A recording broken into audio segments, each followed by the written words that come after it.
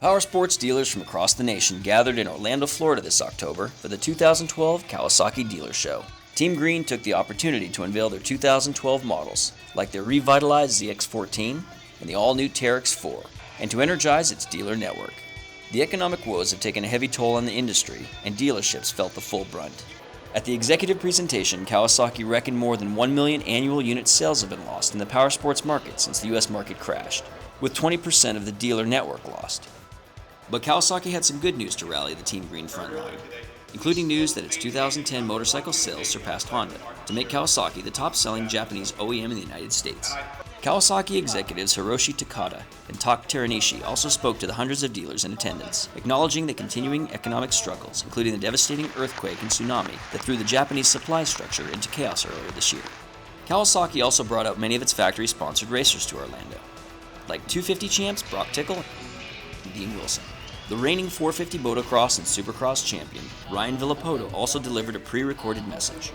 The ZX14 was the obvious headliner of the U.S. Dealers Show, with drag racing star Ricky Gadsden making a grand entrance and smoky exit to the center stage. Now 1,441cc, the ZX14 gives dealers an even more potent performer on their sales floors. And Kawasaki will heavily promote its flagship Hypersport as well, with the most intriguing marketing tool being an opportunity for customers to get instruction from and then race heads up against Gadsden himself, with an all-new ZX14 up for grabs at the finish line. The revamped Ninja 650 got a lot of attention as well, with Kawasaki's middleweight benefiting from a revised chassis and new styling. Some of the signature components, including the parallel twin and right side-mounted shock, remain, but the styling definitely gives the 650 a more aggressive look. The front in particular looks more like its sportier Ninja kin, particularly the Ninja 1000. Speaking of which, the Ninja 1000 is unchanged, but the 2012 model will now be offered with an ABS option. But for all the two-wheeled hype, it might be Kawasaki's four-wheeled editions that make the most difference to the dealer bottom lines this year. The side-by-side UTV market is the only segment to show significant growth in recent years, and is forecast to surpass traditional ATV sales in 2011.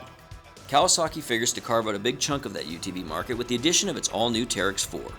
The four-seat UTV snuck under the radar and was the surprise of the 2012 model lineup. The Teryx 4 was praised by the dealers we spoke to, who all plan on giving the Teryx 4 a lot of space on their sales floor. The all-new Brute Force 300 was also appreciated, as the entry-level quad plugs a hole in the Kawasaki ATV lineup. The personal watercraft segment also saw some encouraging growth for Kawasaki, and the 2012 Ultra LX gives another tool to capture sales in the high-performance PWC category. Overall, dealers seemed energized and cautiously optimistic about the upcoming model year. The addition of new models, along with the continued performance of old, reliable models like the Ninja 250, should help dealers let the good times roll into 2012 and beyond.